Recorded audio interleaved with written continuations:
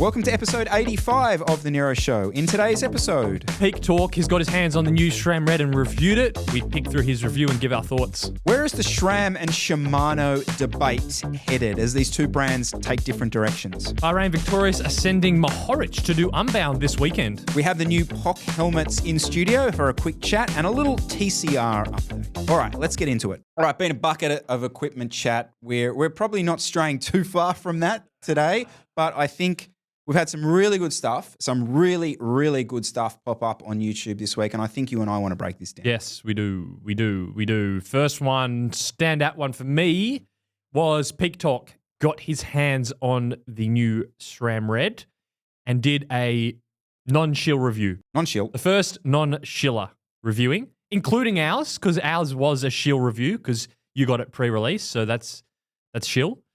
So the first independent, no special deals, no champagne at the launch, no press junket tour reviews. So he borrowed it from another YouTuber, MapDeck, took it for some rides and has given us his thoughts on it. Firstly, can I say off the bat, if you like these types of videos, go and watch it and leave a comment, because what's in it for Peak Talk to make this video? Just on that, that's not even like you agree with what he says or you agree with his opinions. It's that you agree with this concept of a review on YouTube, because this is the most valuable form of review we have at the moment, because he gets nothing out of this. He gets literally nothing out of this. So go like the PT. It is. And the only reason he's really doing it is because it's going to hopefully get views. So he's had to meet up with MapDeck, pick up the bike, ride the bike, consider his thoughts, then pull out a camera, film to camera. Edit the video. It's a whole heap of effort. And it's not like he's getting a free SRAM group set for not that we know of, Peak. Not that we know of. As we know. So just if you like this sort of thing, don't just listen to our chat about it. Go and watch the original video. But what I wanted to do is go through some of his pros and cons of it, and considering you've also ridden it, see what we think. So first one that kind of stood out, the baggy hoods, that looked absolutely slop, given that group set couldn't have been more than a couple of weeks old. What's going on with the rubber over the hoods? It was absolutely... You're asking me because I have it right there. Well, actually, can I go and check? Wow, this is live. I could not believe when I saw that. I thought, that can't be right. So just to fill everyone in here, when he walked in, I said to him, do you want to go check the hoods, from the Peak video? And he went, no, I'm going to do it live on camera, so you can't sneak anything on me. So this is fantastic. This is as it's happening. And it's a piece of rubber. That's like certified a bit slop. No. Yeah. What? Yeah. Okay, not as bad as in his video. It was wasn't even sitting against the lever housing, so not that bad, but interesting. It is not as compressive as the Shimano one. Yeah, would agree with that. It does feel nicer. It's grippier. The feel of it is nicer on the exterior, but it is not as compressive. It's come looser, easier. I definitely agree with that. The softer it is, the softer they make the rubber, the nicer and more tactile it would feel, as opposed to some absolutely rock solid, hard, plasticky feeling piece of plastic that's over there would have less of a tactile feeling to it. Maybe, yeah. Maybe. I'm just comparing it to the Shimano one up there. It definitely feels like it's more inclined to give out from the spot it's... Well, that's good. Enjoyed that. Yep. Fantastic. So, actually, we probably just made that more confusing as to if it's any better. Or, give that a good summer Sydney season, and yeah. But if it feels nicer. Right, if I had to right now, it's a nicer grip. But I can't. I don't understand. Don't you reckon that's less compressive? Yes. Okay. Yes. No, I definitely do agree it's less compressive. But all I'm saying is surely that's a bit of a balance in the sense that, I don't particularly like how harsh and sealed up the Di2 one feels, because it feels more plasticky and more harsh. In terms of a place I would put my hands in for a long time. That said, I don't want my hands on the hoods and the friggin' levers being like twisting in my hands as I'm moving along. Absolutely. Okay. That's all I'm saying. Okay. I don't think I could twist that the same way that he twisted his in that. Yeah, in that video. was like a gaping hole at the side of the thing. Yeah. I don't know how it's gotten in that state. It's an interesting one. Like that's a clear point of difference though. Like if you're one way or the other, get your hands on it and have a sniff, have a feel, and you'll either like it one way or the other. Still up at the levers. He mentioned the reach adjust. Actually, no, he didn't mention the reach adjust. He mentioned that the reach to the levers was really far because the levers are actually a little longer, so it was hard to grab the levers. Now, he did get it caught out in the comments, and that's I kind of noticed too, was that the standout point feature was that the reach adjust on the levers is really good. So, by default, the lever's really far away from the drops, but the reach adjust is really good. Do you have that wound in? I've applied no reach adjustment to that lever. Okay. Whereas on the S5, I have them pulled quite a way back, and I'm told that it's just as significant on this one. Okay. It is. Should we? I'll let you get on to the next point. Well, but just as part of this point, I don't really agree with the point that the levers are quite far from the bars because you just use the reach adjust, bring it in. But there is a point in the sense that, especially if you're a female, the actual lever is longer, so it extends your reach. So if all the bikes are coming with the same length stem that they previously did and the same handlebars, especially on a female bike, which generally the women's bike fits, they're too stretched out. This is going to make it worse. 100%. If they don't account for that if the bike manufacturers, the brands, aren't taking that into account when they spec the bars, everyone's going to be a little bit. I do agree with that, but my only sort of semi-counterpoint to that is, so I jump back on the S5. Did I say that? Maybe I'm just going to keep saying that. To the sloppy old SRAM Red. You wouldn't be seen dead with that. Believe it. Yeah, it was horrible. So jump back on that, and it's noticeable how much thicker the hoods are. Mm-hmm. So whilst for small hands, this is definitely going to be a longer actual hood as such. It's not as, insert innuendo here, but it is not as thick a hood, so you can actually reach around it much better, if that makes sense to you. Yeah. And obviously it's missing that bullhorn. Mm-hmm. And like where sometimes I actually quite liked the bullhorn because you could, you know what I mean? Yeah, I gotcha. Yeah. Okay. Yeah. So potentially worse off reach-wise if you've got small hands, but you can get a better grip because it's narrower. So fair enough. He's a big fan of the brake power. Super powerful. Mentioned that the distance between the pads and the rotors, he didn't feel like it was much different, and he was still able to get a bit of a brake rub, really laying on that front brake, heating it up, warps a little bit, get some rub. So that's a bit of a shame to see. 100% agree. But the power is better. I have not tested the power as much as I love the fact that he was only using the front brake. That's just classic peak talk. No, not using that. Just only using the front brake. I've had similar. I have not tested the braking to, I'm sure, anywhere near what he has done. But yeah, the distance between the calipers, definitely. It's nowhere near as big as what they were seemingly making out to be. And yes, you will still get the tink, tink, tink, tinks at the bottom of a hill, for sure. At least I've experienced them so far. But that braking power thing's funny. Like, it's one of these things that you don't notice it till you've used it. Again, like the old SRAM Red, back on it and coming down one little pitch, and I went to squeeze the levers and nothing happened. I was like, oh, hang on. Oh, that's right. And you've got to go a little bit further, and then it starts to bite. Does that actually matter? Potentially not. But not for you, who's a good descender and weighs 60-something kilos. But for someone to be able to one finger descend, that is a game changer. Mm-hmm. Yeah, I think you'd be, if you were 90 kilos descending the Stelvio, you'd be pretty happy with that. Although, at a point, aren't you kind of going up against the amount of heat it can shed anyway? If it starts to warp and you're getting nervous because the rotor's overheating, potentially kind of like, well, the braking power is really good, but I'm nervous to use them anyway. So I don't know. I thought from me just generally about that whole video, like for him to almost say that they were better than Shimano brakes Pretty impressed with the brakes overall. The power is insane. was about as good as it's ever going to get for SRAM in a peak torque video. Yeah. I would have thought. Mm-hmm. He mentioned the damper on the rear derailleur, the thing that stops the slap, costs a bit of friction, but he thinks it's. He was a fan.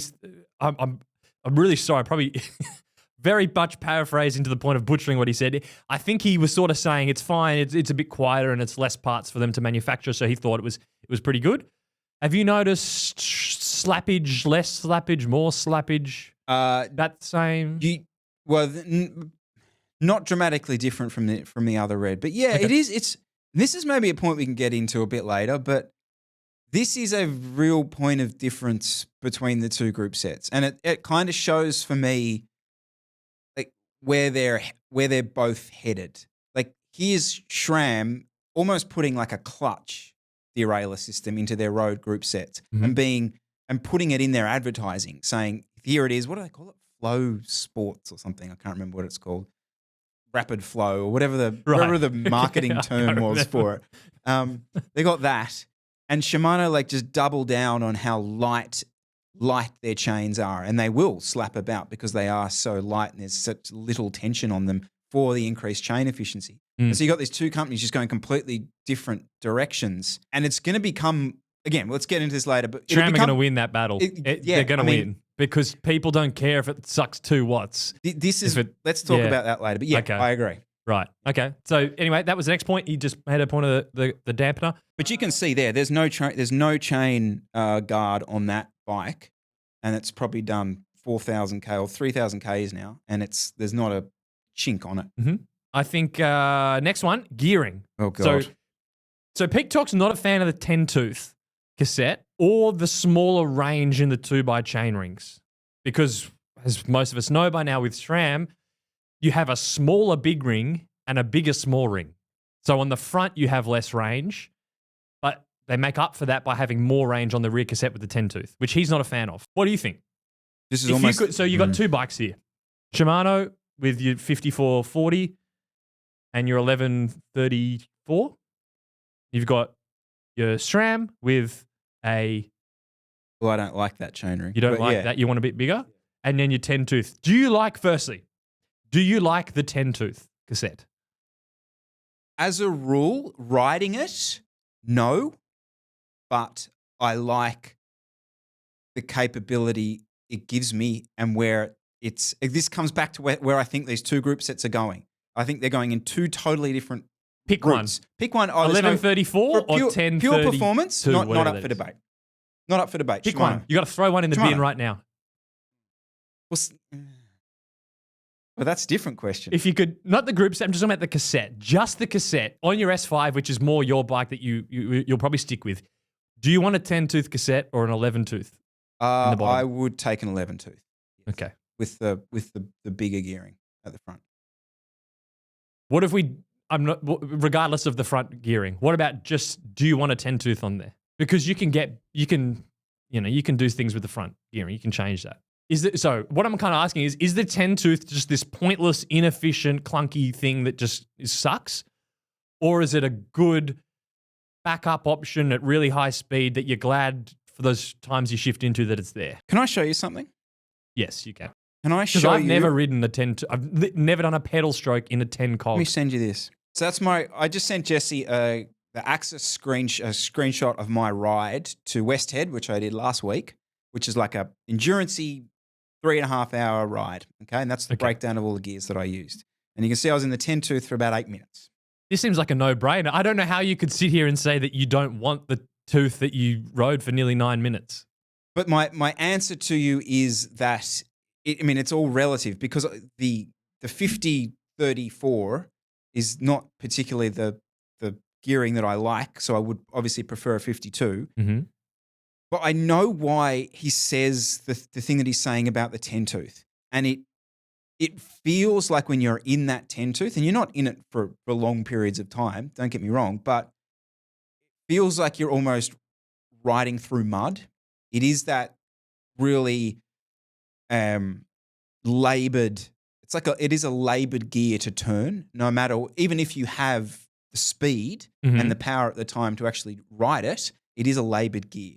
And I think that's a labored gear. Yeah. You can feel it. It feels. It feels sluggish. Not It as feels smooth? Yes, Okay. definitely. Okay. Absolutely. But what, obviously the way to avoid that would have been to run a bigger chainring and that kind of stuff. Well, let's then move on to the front chain rings then. Now, he's not a fan of the smaller big ring and the bigger small ring. I love saying that, by the way, if you can't tell. So, would you want the smaller big ring and the bigger small ring, or the bigger big ring and a smaller small ring? So what SRAM call it, they have this 13 tooth difference. Yes. Right? Between the two. When you make that shift, it's a 13 tooth difference. Yep. Which is, am I right in saying smaller? It's a smaller gap than the Shimano gap. The Shimano one could be anywhere from 14 to maybe 16, depending on the setup. For my riding, that smaller gap is ideal. I much prefer the smaller gap in that front derailleur shift. So, for example, like a front derailleur shift for me is Bellevue Hill on the weekend, VO2 effort. You come over that last roundabout. Yep. You've still got 40 seconds left. Mm-hmm. So you're in the little ring. You've come through that roundabout. You've got about 40 seconds left. It's flattened off. It started to crest, but you've still got to do over 400 watts for this last 40 seconds on essentially flat terrain. So you're going to shift into the big ring at that point. It's that shift when it's a small gap, and you're 3 minutes in to a VO2 effort. You're already in that position. You don't want a labored shift at that point, and that's where I really like that small chainring gap, because every other time I do a front derailleur shift, I've thought about it well in advance. Like, I know when I make a left turn there, I'm going to probably shift into the small ring, and I'll do it some point coming up to that. It's not, and I'll get myself set for it. But when I really need it in that moment, I much prefer the smaller. So the shifting is easier because it's a smaller gear, but what about just the usability of the gears overall? Because to get that, only have a 13 tooth difference, you've got less usable gears. Just get rid of the front derailleur. Yeah. Well, that's what they kind of want. I mean, for my riding, yeah. I mean, that's the. So you don't mind. So right now, it sounds like you would take the Shimano cassette style, use the SRAM closer 2x front setup. Is Chris Miller's desired. Yeah. This is almost impossible to answer because it depends on how fit you are, what riding you do, the range of the cassette you're using. This was the impossible question. It is the impossible question. He actually articulated that really well with the different sort of, here's where all the different people are and the different people requiring different gear ratios. And they are all going to be very, very different. Even if you look at where he was doing that video, looked like, I don't know, are we in the Peaks District or something? And it looked at the top of a pretty steep berg and that kind of thing. Like, yeah, I mean, you are going to require a pretty large gear ratio for some of the riding that he's doing in that area. Having not ridden SRAM's new gearing, I've ridden SRAM ETAP before, but pre this gearing setup, for the average roadie enthusiast, I think the SRAM's gearing is easy to live with. Yes, you've got less usable gears. Not less usable gears. You've got less gear range through the front chainring, which the cassette takes care of, even though you don't really like the 10-tooth. But I did a season with a 50-34 with a compact chainring, and having a smaller big ring, especially in Sydney, is just really nice. Because any of those short little rises or 3-4% gradients, you don't have to go down to the little ring for. So just for livability, having the chain rings closer together, that means you actually don't have to shift them as often because the bigger ring is easy to live with. So I actually, someone was asking me what they should get. I'd probably nowadays say the SRAM setup. Well, if you look at that gear ratio breakdown that I sent you, which was there's almost 2,000 meters of climbing in that ride, our sort of climbing. I've spent almost 3 hours of the 3 hours and 40 minutes in the big ring. Yeah, so imagine if that was a 54 Yeah, tooth. it's totally different experience. And then you're always up the back of the cassette, Correct. even if you stay in the big ring. And then Correct. it just this chain's loud. Yep. Yeah, it's not nice. So obviously if you're racing, it's a different story. But most people listening to this aren't racing. So I'd probably, having not ridden it, I'm saying the SRAM one's better. Nero Show style. Okay. Can I also just quickly say with the gear ratio stuff? Yep. I need to say this because I did jump into the Peak Talk comments about gear ratios and stuff. Gear ratio people are the most, there'll be comments already. There's already angry gear ratio people who are giving us Newton meters and all kinds of stuff down below. People think that we're crazy with Aero chat.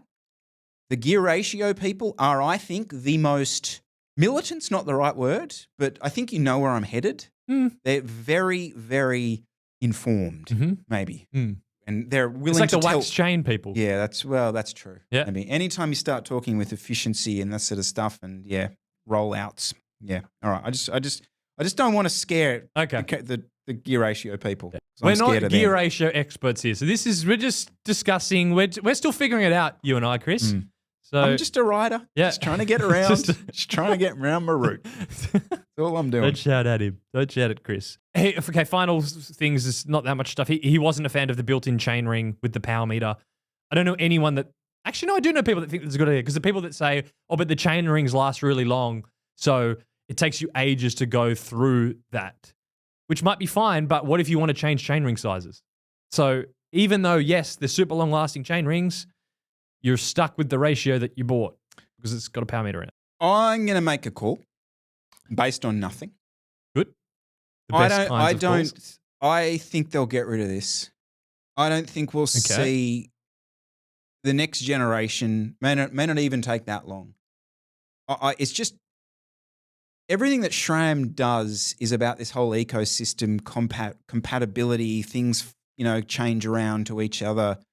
It doesn't seem in keeping with that mindset. So, well, they already make a spindle-based power meter that's on the SRAM Rival one, which I think is accurate from memory from Shane Mill's video. So they could easily just move to that. I'll make the call. I reckon they'll do that the next iteration. Done. Whether that's Explorer or the next iteration of the Road. We should get a blackboard and just write calls we've made. Facts we've made. Yeah. As they don't come true. Yeah. We can just worst one I made. Okay. Worst one I made. I actually reminded about this the other day. Was UAE will not be on Colnagos next year. Okay, dear. They've quadrupled down, and Colnagos making an absolute killing off UAE. That was one of their poor. Well, they own them. So let's just move on from that one. Final one I had from this. You might have some others, but the final thing was in the video title from Peak Talk was, "Is it worth the money?" He gave us nothing. He gave us only the engineering speak. There was no speculation. There was no price to value to performance comparisons. I don't know what he thinks about it. I mean, I know how he's analyzed it, but he didn't give us the top level nugget that I wanted. So we were all left hanging. In the colours to the flag. Yeah. Let us know. So which probably means I think he thought it was a pretty good release, but overall. Which I think's where I wanted to take this eventually. Okay. I almost feel like this is what you just did, where you backed me into the wall and got me to choose between the Shimano. Tell us which one you're going to choose, blah, blah, blah. I reckon that chat is going to become less and less relevant in the next few years. Not just because one's going to be better than the other. They almost aren't trying to take the other crowds or the other audience anymore. They've just doubled down on what works for them, and they're going to continue down that route. Like we saw this week or last week, whenever it was, Shimano launched their GRX Di2 12-speed to critical disappointment or underwhelmment, basically. And this was what I kind of found really, really interesting. Not because like there was anything wrong with it. In fact, every review of this product suggested that it was flawless. Mm-hmm. It was supreme. The performance of it was second to none. But it didn't come with a one by. And that's almost a conversation that wouldn't exist if it wasn't for SRAM, because that's obviously completely the route SRAM have gone. And it sort of feels like then Shimano have just gone, well, we don't care. Mm. We have our front derailleurs that are second to none. Mm-hmm. Everyone agrees. So we will just double down on that and make that better. You look at then, you're asking me about the chain on this and the chain slap and all this sort of stuff. SRAM don't care because the SRAM buyers don't care. In fact, the SRAM buyers want that. You know, the chain slap thing, that tighter chain, SRAM buyers, potentially me, want that. So to be, and this is why I think the difficulty like going forward about comparing the two group sets is going to come. Like this Peak Talk thing's a really good example because, you know, the things that he's picking out as potential negatives, like the hood stuff that we talked about, the chain slap stuff, SRAM buyers want that. Like they're looking at it going, yeah, that's actually what we want. And the flip side of that is the GRX thing with the 2x, like, you know, Shimano people are saying, yeah, fantastic. Like, look at this. It's got the best, fastest shifting front derailleurs ever. And SRAM people are going, yeah, but we don't want that. Like, we actually just don't want that. So this is the difficulty of this conversation, I reckon, going forward. Yep. No, I can see that. I kind of like that. It's more. I think it's more interesting. Yeah. You've got brands that are trying to differentiate by doing something and giving us something different and improve riding in a way, as opposed to just trying to be a little better than the other one, and then you end up going nowhere, which is kind of what Campy did. Yes. Which is just like a more expensive kind of 3 years too late version of the other group sets and not really actually doing anything unique. So I kind of like that. The competing, but competing in different areas means we get to see, more capable, as much as I don't like that word, more capable components. It's going to be interesting to see who keeps winning. And I would say over the last 5 years, at least in what I'm seeing, SRAM have been winning because they've been capturing more of the Shimano people. So by, in your example, not doing this one by for the gravel group set, by doubling down, they're losing people because there's more and more people that just want to run one by. So, well, I don't know. It's a good thing because it gets things more diverse, but it's a bad thing for the brands if they get it wrong, because if in 5 years' time, everyone on gravel wants one by and they don't want to do some dodgy rigged up Shimano thing, they're probably all going to want SRAM. So we'll see. Clearly Shimano are playing this game of, well, doesn't necessarily matter. We'll still have the best road group set. So, you know, you guys can play around with your gravel, no problems. Mm-hmm. Ultimately, you'll come back to us for your road group sets.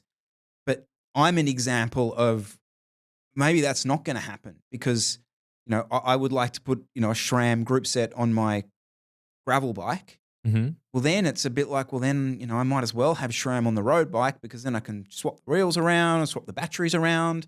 Again, you're just playing that ecosystem, gamifying the sport. Well, where they sell more group sets is lower down the tiers. And my question is, who's winning the price battle at the 105 level? What do you think? What Canyon spec is cheaper? 105 DO2 or a rival Axis? Rival.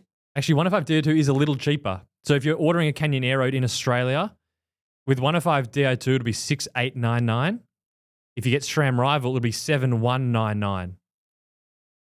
So an extra $300 to get the SRAM Rival version. So with the release of 105 Di2, Shimano still seem to be winning the value option, at least on Canyon's website. So that's with the same spec too. So that's where, again, these conversations always change if you start looking at the other levels. Yeah. So quick message from today's show partner, Bikes Online, your one-stop shop for everything bike-related. What do you see on the website at the moment, Jesse? Anything sparking your interest? They've got some pretty crazy deals. So a couple of ones that popped up to me, particularly on the Australian site. So POC Omni Light, that's one of their road helmets, for $99. That's a retail price of $290. That's for Aussies. And then for people in the US, similar story. They got a $79 for a Giro Syntax MIPS, which retails for $130. So some big discounts on helmets. Anything bike-wise? I know they do the polygons. Anything spotting there? Yeah, so they're distributor for Polygon bikes. The gravel bike stood out to me in particular. So if you're looking to get into a gravel bike, you want electronic shifting, you want SRAM, you can get the Tambora Jet X for 4,000 Australian dollars. Actually, 3,999. It comes with SRAM Rival Axis electronic, room for up to 45mm tires, and it looks like a really good value mid-level gravel option. Bikes Online they do a wide range of brands. They do offer a 5% price match guarantee, or price beat guarantee, I should say. Free 30-day bike returns, in case you're not 100% happy with your purchase, and free shipping over $79. So I'll drop all the links to the products that Jesse discussed in the descriptions down below, and a big thanks to Bikes Online for supporting today's show. I bring up Cycling Weekly every now and again, and I have been somewhat critical of their content in the past, but they're putting up a few good bits and pieces, really quite informative videos, and I think that's all you can really ask from the magazine channels, is just provide really good spec comparisons across matching models, makes, and sort of genres of bikes. And they did a really good one this week, the Giant TCR versus the Ultimate. Broke down both the specs of both the bikes, perfect. Was presented by Tip Boy himself. But I actually thought the way he broke down the ride feel of, well, the TCR specifically was super, super accurate and really articulated it very well. And again, I've heard what he's said a little bit about the Ultimate in the past, it feeling a little bit weak when it comes to that lightweight climbing bike space. And ultimately, it's just not as light and stiff as the TCR. And I think that's where the TCR has kind of opened up this new avenue for the lightweight climbing disc brake bikes. Is you're talking about bikes that are under 6.8 kilos, quite easily under 6.8 kilos.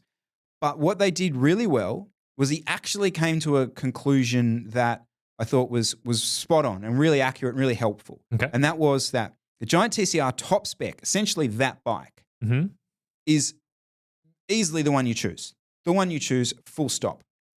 But it's more expensive than the Ultimate. And when you start coming down the line of Giants and you start going into the third tier, that sort of price, that sort of version of bike, it's not performing as well as this top tier one, because the trump card of this TCR is its stiffness to weight. It's weight. And you add some weight to it and it loses that trump card. It loses that snappiness. And so then when your budget starts to come into play, that's where the Ultimate shines through, because you do get a lot of value for money when it comes to stiffness to weight when you start coming down the specs of the bike. Right. And so I actually thought they broke that down really well. And I think ultimately his thing was like, you choose the TCR top edition 100 times out of 100, but when the budget plays a role, the Ultimate What? So Canyon, if you're getting a 105 VO2 build on it, you may be better off getting the Ultimate. correct. Okay. Yeah. Okay. Yeah. And the way that broke it down was really good. Very good comparison. I've seen this comment a number of times when I talk about Cycling Weekly. You never give them a rap. Gave them a rap. Good video. Keep them coming. Let's see more comparisons like that going forward. Actually, I just got a bit more news kind of stuff that sort of popped up I want to chat about before we chat about our race this weekend, which I'm going to beat you at. We have Bahrain Victorious, which I think is the most imageless, steesless, just random nothingness of a World Tour team, are actually doing something cool, which is they're sending Mohoric to do Unbound. Don't you reckon that's Sick. That's 100%. sick? Yep. I mean, I kind of like Unbound as an event. I don't really care about gravel, as we all know, but them doing this is really, I think, good. Really good for the gravel scene and good for this team who friggin' needs it, because what else do they do? Is it better for Unbound or better for Bahrain Victorious? Oh, way better for Bahrain Victorious. That it's not like Pidcock's showing up or or Pogacar or someone. It's kind of like yeah, we all love Mohoric, don't get me wrong, but like the Bahrain kit, it's kind of, Well, it's not, they probably don't care. but he's going to be in the World Champs strip. That's why he's going. He's the gravel world champion. Okay. I still think there's way more in it for Bahrain in terms of being seen at the event and showing off your world champion than there is for Unbound to have a world tour rider there. I disagree. I've actually flipped in the space of, what was that? Was that the fastest Wow, flip? that's got to be. Was that the fastest flip ever? I knew it was because you were coming in kind of on the high horse of like, oh, this is way better for the race. Yep. And now you're like, hold on. I flipped. Yeah. Sorry, way better for the team. Yeah. No, this flipped. So Lifetime Grand Prix have just got an absolute coup on the front. So their whole, yes, there's the whole froth of Unbound, but let's be honest, that the competitiveness of that race has become a struggle in the last 2 years because of Keegan. And to have the gravel world champion on the front of this race there in his world champs strip, I think is going to just elevate this race into the stratosphere. Yeah. So I think it's definitely a win-win. Yeah, like to have the world champ of the event that you're running show up is really cool. So he's got 2 teammates coming, which is nice. Govekar, that guy's really strong, isn't he? And rings a bell. Yeah, these boys are. Yeah. And a fun little way for us to kind of see how the gravel pros stack up against some good World Tour pros. Yeah, I think exciting. I am very excited when I saw this news, especially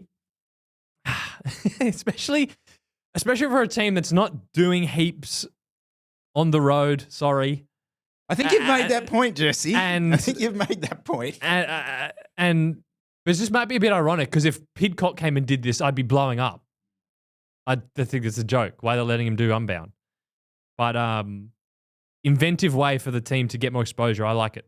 Yeah, that's completely fair. I mean, they're 2 different riders at 2 different points in their careers. You know, we want Pidcock. Selfishly, I want Pidcock to be the next GC. I want him to be there with Remco and there with Tadej.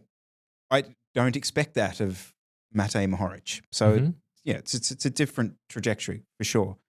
Yeah, but 1st of June, which I think is this weekend. Oh crap, that's come up quick. Yeah, 1st of June. We don't even have to wait long. We can chat, see how he went next week. We will. We will see the world champ, how he gets on against the Australian champ, I think. Yeah. Australian champ is Connor Sens. Connor Sens. Is he going? I would have thought so. And Brendan Johnson, amongst others. I'm not sure if Taz is doing it this year. And of course, Dylan Johnson will be 17th. So we all look forward to that. That's what he comes. He comes 17th. Okay. That's the whole joke. He's Mr. 17th. No, so Connor is doing Unbound gravel. So the Australian gravel champion is going to Unbound. If Dylan Johnson comes 17th, he will have had an absolute day out, I reckon, because that's going to be a tough result this year. Speaking of bike racing, can we talk about, we're doing another big bike race race. It's Unbound, there's the Giro, and then there's the Ken Dinerval Handicap. Yep. Is that pretty much the... Yep, it's on. It's on. GCN Plus? Vale, GCN Plus. So I don't know, we put in that we wanted to sort of just chew the fat about this. So can we start with, okay, I'm going to start with this. What bike are you riding? Are you going to please do it on the TCR? No, I don't think I will. Okay. No, I'm not going to. There's a few reasons for that, but we talk about this? Yep. Okay. So, we got in contact with POC because we were pretty excited about these things, which are called the Prosen Air, the full road Aero helmets. Mm-hmm. What was your first impression when you got this? Really hard to explain because you are acutely aware that you're not in a regular road helmet, but at the same time, it still breathes pretty well. The visor has a very good field of view. and it's not that heavy. So it feels like you're definitely in an Aero helmet, but at the same time, it feels kind of normal. It's quite hard to explain. The weight of this blew my mind. Like when I actually picked it up, and because we'd ridden the bullets, Yeah. and I pulled this out of the bag, and I was expecting something chunky and heavy, and this thing is friggin' light. Yes. Like, it's like, what, 500 grams or something? Less than, I think it's than less. that? It's definitely So, less than that. Yeah. Like from an actual perspective of like, so I thought that'd be a big turnoff. I was actually blown Did away. I explain that well? It feels like you're in an Aero helmet. Yeah. And it feels, because maybe the sound and the visor and the look, but not in the negative sense that it's not heavy and doesn't overheat that much. How did you find the oral perception? So of cars. I only rode it around Centennial Park. Okay. I didn't have any trouble hearing. I think they were claiming it improves So the perception to sound. I don't quite. So think right. I've done, admittedly, one ride. I went up to Akuna Bay with this helmet, okay? Which I can't remember when this first came out. Were we on the side of this is the only helmet you needed, or It's still the one helmet to rule them all. One helmet to rule them all. Yeah. And I think one of us, I can't remember which one, doubled down on that. Oh, I think you. I think I tripled I think down. it was you. Yeah. And you're like, it's got inbuilt sunnies, blah blah blah. It's light, etc. So I was like, right, okay, no problems. Functionally, so we're sort of autumny winter at the moment. It's like 19, 20 degrees. So temperature regulation, perfectly fine. Happily, no issues whatsoever. The sound, I actually agree with them. It was quieter. It definitely felt quieter, and you were more aware of vehicles behind you and to your side. It does feel like it does shut you off just generally from the world though, which not necessarily from a safety perspective, but this is what I want to get into, like from a vibe perspective. Oh, yeah. Yep. So Akuna Bay is a really nice place to ride. You go up there, there's really not many cars. I'll put some B-roll up of riding around there. The point of being there is to be there, and you're in this like nice space. The helmet's a vibe killer for that because you still feel like you may as well be in a wind tunnel. Yeah. Like you're removed from the environment that you're in. So I haven't ridden it again because it is a vibe killer from that perspective, definitely. Mm-hmm. Functionally, absolutely no issues with it. Yep. Vibe, absolute killer. So I'm I don't know where I sit yet on the one helmet to rule them all. If you're just purely, if you can embrace that vibe 24/7, I definitely think you won't have an issue with it. But yeah, once you're on the TCR, you got the white socks on. Well, that's the problem. It doesn't match. That's not you're in a different game at that So, point. were you going to use it on Sunday? So yes, definitely. That's going to be my secret weapon, 100%. Not so secret now. Not so You've secret told now. everyone. What do you think? What do you think aesthetically? What do you think on the bike? What does it look like? I was a bit saddened. I saw the photos of me and I thought, I look so stupid. So I thought the shape of it, that it was gonna be easy to live with, and it would be like this hybrid sort of thing. On me, at least, I look silly, but I haven't seen you in it. So the image, I'm going to bring Rich these images. Scriven's coming on, but I'm also riding around in Centennial Park just doing nothing. So it kind of makes sense. No, There's a photographer on Sunday, Rich Scriven's going. So what about a race photo on your S5 in your Nero suit with the POC Pro Sonair? Look, that's what I want to see. I took those photos of you, and you told me I didn't look stupid. You didn't, but you made some really, really serious fashion errors on that day, and I will fill you in. Okay. So let me know. I don't know. You what I'm were doing. wearing, so you're wearing the Nero suit. Yes. Okay, lovely, fantastic. The navy version of the Nero suit, beautiful, wonderful, premium. However, then you made the mistake of running dark shoes and black socks. So black socks and dark shoes don't marry at all with navy. You're already you've got two different dark tones happening there, so that's already slightly hubbardry. Then you've thrown this on, and that's a massive, big statement. So you had to get downstairs absolutely nailed from the very beginning. I'm also on a climbing bike. It doesn't work with the TCR. I think no, that's another issue. You are talking about on the weekend running overshoes. Yes. Running full white overshoes. Well, it's forecast to rain. Oh dear. So there's a black set in the post coming. Yeah. Should be arriving today, imminently. Right. So probably black Aero overshoes. See, I think if you have the black Aero, black Aero overshoes with the Nero. Oh. Well, I'm not wearing white ones. It's probably going to be raining. Yeah, we might have to. What I just hate Aero socks. Yes. Okay. So I'd rather run just regular Rafa socks, or the full Little Trek spec Aero overshoes. The regular shoe with an Aero sock, I just can't get my head around. So that's why I'm planning to run the full overshoe. But I'm also not that strong at the moment, so I don't want to run it all and then not finish, which is my other concern. is 80 kilometers, and I'm probably good for an hour. Is that the not biggest? 2 hours? Is that the biggest issue with this helmet? Do you think?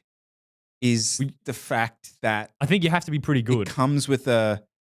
People are expecting things when you have it on. For now. Yes. For now. I'm going to double down again for whatever reason. But if it just becomes more of the norm, people won't be expecting. But if you rock up in that, you've got to at least get to the finish. What was it like chatting to me on the bike with the helmet? Fine. Okay. No issue. I don't think it was like giving me a megaphone super sound. It wasn't like sort of. But it wasn't like I couldn't hear because I've got things over my ears. Yep. Yeah. All right. No, that's because I'm just interested in the vibe, because I do feel like the vibe is the biggest hurdle for this helmet. Maybe you probably put that right where I'm kind of going, it's all good, but I feel like I'm in an air helmet. It's that thing that you're saying where you're kind of disconnected. And I don't like that. So like in certain times, like when you were talking about if you're going in to do efforts or something like that, you just want to fully focus zone. Yep. I'll put it on for that 100%. But then all the other times that I do ride for vibe, I want to appreciate the vibe.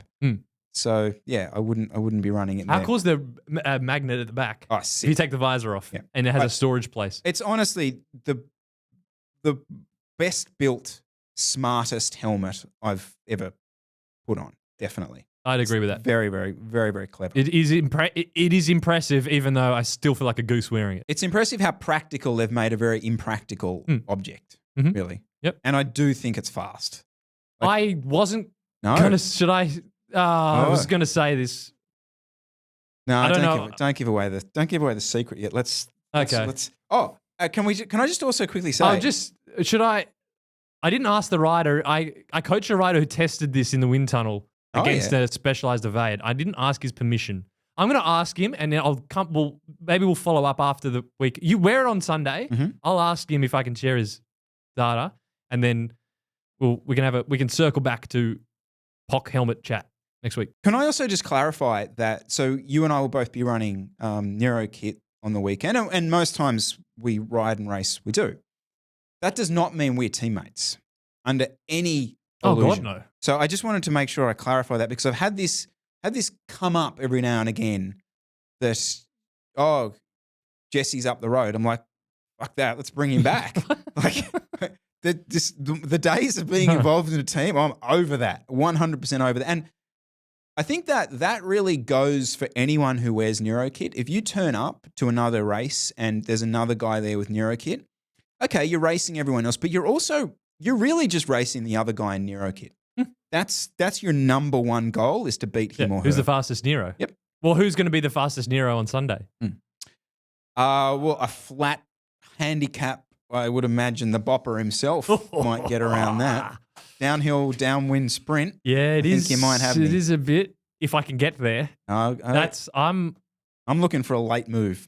Late move in a handicap. Late move. Okay, we catch, and Chris Miller's he's off. Gone. Okay. It's going to be cold and probably wet, so that's in my favor. Give it to me freezing. But there's a 1 minute, it's 4 laps or 3 laps, and there's a 1 minute good sort of 6% kicker in it. And I'm probably 83, 84, up from 73, 74. So that's, for your 1 for minute. your 500, I'm probably doing 800. Yeah. And Is that really what it would be? probably difference? if it's a good. You're coming from at the it in start. such speed, though, in these handicaps. So a handicap, basically, for those of you who don't know, it's one of these races where it's first past the post, but you're racing every other grade. So not every other grade, but every other group. So everyone has a head start, and ultimately, so we'll be in scratch. We'll be the last people to leave, and we might have to make up 30 minutes potentially on the first group that left. And the idea is that you're working with that group to eventually get to the front of the race, and then you start racing. Whereas, sometimes there can be shenanigans along the way where it breaks up or you don't catch and the other groups win because you didn't work well enough in your group, or the group wasn't strong enough, or big fatty dickhead sat on the whole time and didn't work. And then I started blowing up at them, and then someone attacked because they were pissed off because I wasn't working. And then, anyway, this is how it plays out. Yeah. No, I think so maybe I should wear the POC helmet because there's a situation. Chris Miller attacks. Actually, no, you follow an attack of some 19-year-old pro. Oh, don't follow that. On the last lap. Chris goes with it. Oh, bopper coil crests. I'm going to need that Aero helmet on the backside because get me up to speed. Yeah. There's some momentum. So maybe the helmet will be just slowly, just wind her up, come turn around. Oh, fuck, he got back the on. rig. I think the helmet will help. So I think it I've will. convinced myself, actually. Maybe Aero helmet. I don't have much TCR chat this week. I put a thing up this week about it, which was kind of I haven't got any new exciting insights for anyone at this point. The only thing I did want to say is, and we chatted about this. There is a vibe to riding a TCR, which does need to be mentioned. It is a very different vibe to riding an S5, and you find yourself sort of embracing it a bit. I know what the vibe is. Yeah. What do you So, because when I saw you on it in the park, it's sort of I used to be faster. I'm a bit slower now.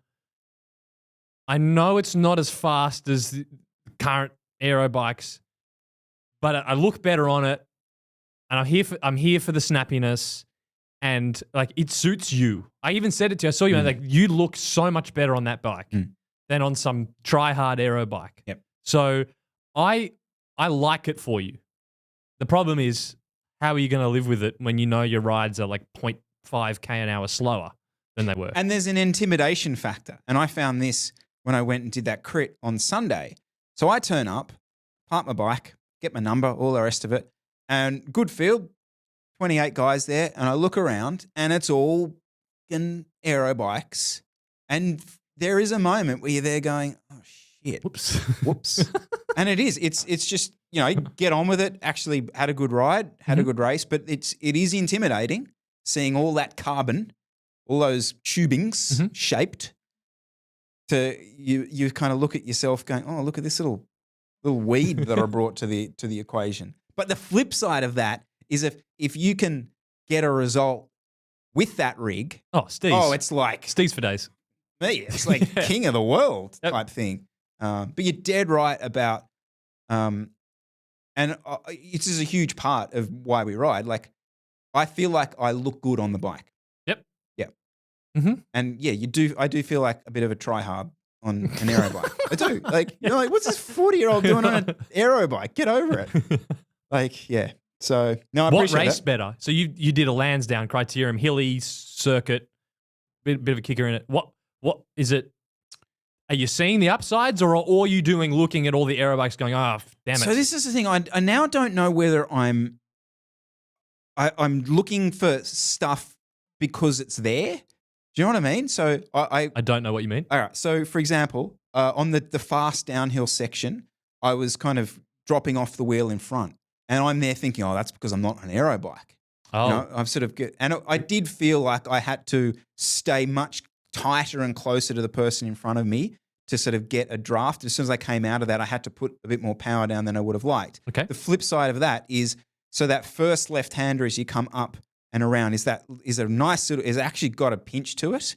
I found myself actually attacking there or following moves there much easier. Like the snap to get out of the bunch, I actually had to hold myself back. The first 5 laps, I was like, holy crap, I can just snap away from everything. This is amazing. But it's like, and I raced quite stupidly, and I paid for that. But yeah, you'd get away, but then I'm away, and I do then feel like I was, especially after you come across the start-finish line, that's the sort of the most aero-y bike part. I was really finding that, like, I'm putting out more power. Now, I will say that my power meter is overreading at the moment. So are we going to get into that this week? Or, because that's a whole nother thing. Yeah. That's okay. Yeah, so I mean, my power meter's overreading. Well, because you've got Quark on the TCR. You also have Quark on the S5. They're reading about 20 watts difference. Correct. Yeah. So my VO2, I've been doing VO2s basically most of my life, and I've always struggled to hold like 410 has been like, geez, good day for Chris. Now I'm doing 430s. And you do the first one of those and you're like, fuck yeah, all right. It's just because the bike's stiff. It's just the stiffness to weight. Fantastic. And then you get to the 4th or 5th one, you're like, hang on, I'm still doing 440? What? Yeah, so it's an annoying amount out. And it is out. I didn't really want to make a big issue out of just because I know that Quark this isn't a known thing. It doesn't seem to be a common thing. And I see it all the time. Oh, do you? In literally every power meter. Yeah, well, every power meter, yeah. But then comes to the even question the ones that people think are really good included. Yeah. I see it all the time in Quarks. Even in Asiomas, which are probably the best, I can still tell you an example of a rider of coach where they're not right. So it happens on all the power meters. And it's weird that it still happens. And you can see it firsthand. They're definitely it's definitely overread off. And then you're going, well, which one's the true one? Well, I know. If either. But then I know. Like, yes. I know the one on the S5, that's calibrated to, I know what 300 watts feels like. I just know it. Yeah. I don't do that's not 320. I know that. So yeah. Would it matter if I just had one bike? Probably not.